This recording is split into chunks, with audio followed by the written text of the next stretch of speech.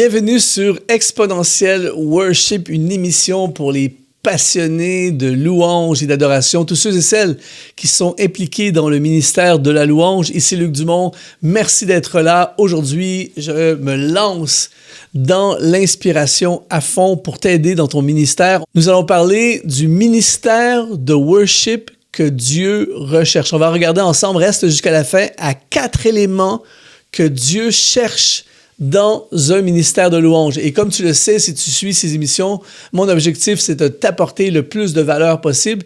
Et pour ça, une autre des choses que j'ai créées, c'est une newsletter spéciale, une newsletter que j'appelle la newsletter secrète, dans laquelle, à chaque lundi, je crée une nouvelle formation, une mini-formation sur le ministère de la musique et de la louange. Et tu le reçois, cette formation, gratuitement dans ta boîte mail. Tout ce que tu as à faire, c'est t'inscrire à cette newsletter secrète. C'est le premier lien qui apparaît dans la description de cette vidéo. J'ai hâte de contribuer dans ta vie au maximum. Donc, à lundi prochain pour cette formation. Alors, aujourd'hui, qu'est-ce que Dieu recherche dans un ministère de louange? Premièrement, quand on regarde à l'Ancien Testament dans la Bible, on s'aperçoit que ceux qui faisaient le ministère de la musique, le ministère de la connexion spirituelle, en fait, ceux qui permettaient au peuple de se connecter avec Dieu, c'était un peuple qui s'appelait les Lévites. Et il y a plein de choses qui nous sont mentionnées dans les Écritures à propos des Lévites qui sont une source énorme d'inspiration pour nous aujourd'hui. La Bible dit que ces choses ont été écrites afin de nous servir d'exemple. Alors, j'ai soutiré 4 éléments que les Lévites avaient, qui ont fait d'eux un peuple absolument extraordinaire, particulièrement au niveau de la musique et de la louange. Et la première particularité, la première chose que Dieu cherche dans un ministère de louange, c'est des porteurs de l'arche.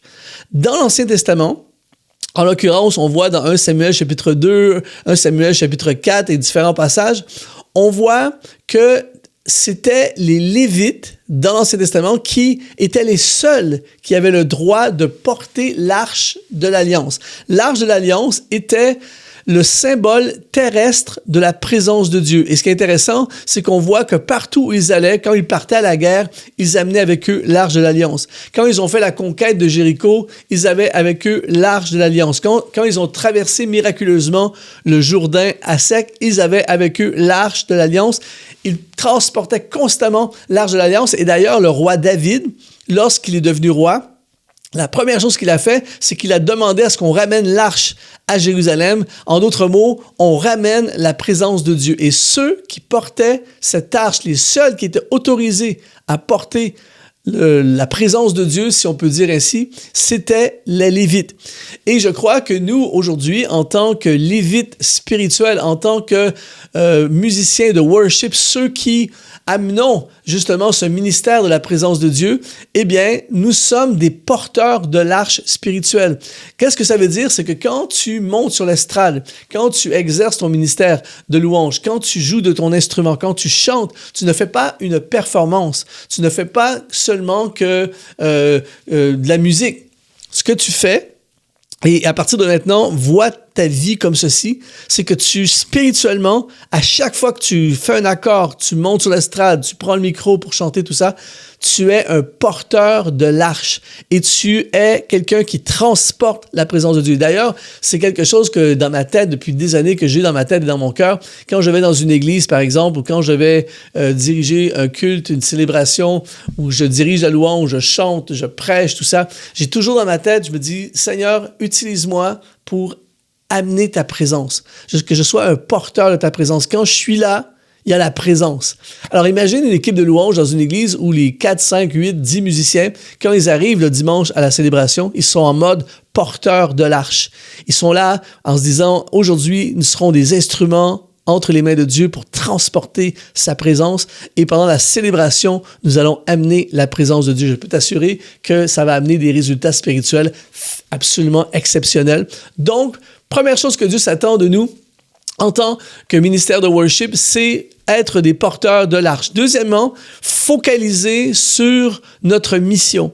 Une des particularités des Lévites, c'est qu'ils étaient extrêmement focalisés. On lit par exemple dans 1 Chroniques chapitre 9 au verset 33, ce sont là les chantres, chefs des familles des Lévites, demeurant dans les chambres, exempts des autres fonctions parce qu'ils étaient à l'œuvre, jour et nuit. Quand on étudie, par exemple, le travail des Lévites dans l'Ancien Testament, c'est une tribu, les Lévites, et ils ne cultivaient pas les champs, ils n'étaient pas bergers, ils ne faisaient pas de travaux manuels, quoi que ce soit. Ils faisaient 100% l'œuvre de Dieu. Ils ne faisaient que ça, et c'était les autres tribus qui, avec leur récolte, tout ça, faisaient vivre les Lévites. Maintenant, je ne suis pas en train de te dire que tu dois quitter ton emploi demain matin et être à plein temps dans le ministère de la louange. Ça serait génial. Certains le font. Mais le message qui est clair, c'est que c'est quelque chose d'extrêmement important et qu'on doit se focaliser. Si aujourd'hui, au moment où tu regardes cette vidéo, tu sais dans ton cœur, tu ressens dans ton cœur que Dieu t'appelle à être un lévite spirituel, que Dieu t'appelle à être un porteur de sa présence, que Dieu t'appelle dans le ministère de la louange, eh bien, tu ne peux pas être impliqué dans 1 million de choses et la louange, c'est seulement une chose que tu fais parmi tant de choses. C'est-à-dire que si vraiment c'est ton appel, eh bien, il doit y avoir un focus dans ta vie, dans cette direction, parce qu'ils étaient exempts des autres fonctions. Et une des choses que j'ai remarquées dans les églises, c'est que souvent les musiciens sont impliqués dans plein d'autres départements de l'Église. Ils font plein d'autres tâches, en plus de leur famille, en plus de leur emploi, en plus de plein d'autres activités. Et quand ils arrivent à la célébration pour jouer ou pour chanter, eh bien, ils offrent leur reste. Ils offrent ce qui reste d'énergie. Ils n'ont pas eu le temps de répéter leur instrument, ils n'ont pas eu le temps de progresser, ils n'ont pas eu le temps de prier ensemble, ils n'ont pas eu le temps de connecter tant que ça avec Dieu, tout ça, parce qu'ils ont tellement de choses. Mais toi et moi, puisque nous ressentons cet appel de Dieu à être des ministères puissants auprès du peuple de Dieu et des ministères de worship, eh bien, ça devrait devenir, à partir de maintenant, une priorité. Focalise-toi sur ta mission et tu verras, je t'assure, tu verras des résultats comme tu n'en as jamais vu dans ton ministère. Troisième chose que Dieu s'attend d'un ministère de worship, c'est qu'on travaille dans l'unité. Il y a un passage absolument formidable dans le 2e livre des Chroniques au chapitre 5, alors que c'est la dédicace du temple de Salomon. C'est un moment absolument important dans l'histoire du peuple. C'est un moment tant attendu et c'est l'aube d'un réveil spirituel. Et regardez ce qui se passe. Je paraphrase quelques versets dans 2 Chroniques chapitre 5.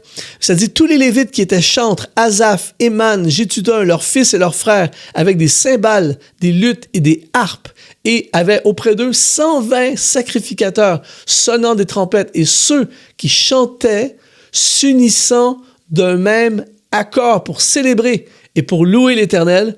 En ce moment, la maison de l'Éternel fut remplie d'une nuée. Écoute bien ceci, les sacrificateurs ne purent pas y rester pour faire leur service à cause de la gloire de l'Éternel qui remplissait la maison de Dieu. En fait, ils ont commencé à chanter, ils ont commencé à jouer des instruments, ils ont commencé à louer et adorer Dieu. Et la Bible dit que la gloire est descendue de façon tellement puissante là où ils étaient qu'ils ne sont même pas pu rester. Il a fallu qu'ils sortent tellement c'était fort. Un moment de la gloire de Dieu. Mais ce qui est intéressant, c'est qu'au milieu de tout ça, il y avait 120 sacrificateurs potentiels énormes à problème de sono, problème de tout ce que tu peux imaginer. Mais ça dit qu'ils étaient ensemble, s'unissant d'un même accord. Et l'une des choses, j'en parle souvent, mais l'une des choses qui est très attaqué dans une équipe de louange, dans le département de musique dans les églises, et c'est comme ça à plein d'endroits, c'est l'unité. C'est très fréquent de voir dans les équipes de louange des conflits de personnalité, jalousie, murmures, critiques l'un contre l'autre et toute compétition et plein de choses comme ça. Et très souvent, c'est l'œuvre des ténèbres pour casser l'unité. Parce que, écoute bien ceci, l'une des choses que Dieu bénit le plus, je ne peux même pas l'expliquer pleinement, mais c'est un fait. Dieu aime profondément l'unité.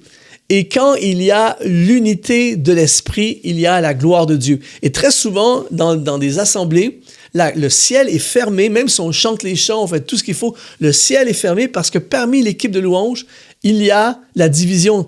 En fait, la division, on peut être tous ensemble, mais il peut y avoir une division dans l'esprit, un désaccord profond. Je parle contre toi, tu parles contre moi, tu me fais du mal, je te fais du mal. Il n'y a pas l'unité de l'esprit.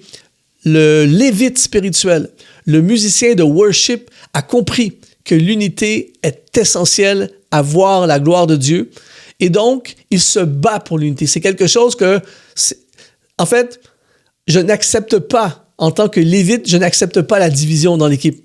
Donc, ce que ça veut dire, c'est que oui, il va y avoir parfois des pressions, des tensions, quoi que ce soit, mais on va se battre pour l'unité. D'ailleurs, écris dans les commentaires, je me battrai pour l'unité à tout prix, parce que l'unité amène la gloire de Dieu. Dieu aime l'unité. Dieu va bénir davantage une équipe de louanges moins talentueuse, mais extrêmement unie, qu'une équipe de louanges extrêmement talentueuse, mais où il n'y a pas d'unité de l'esprit.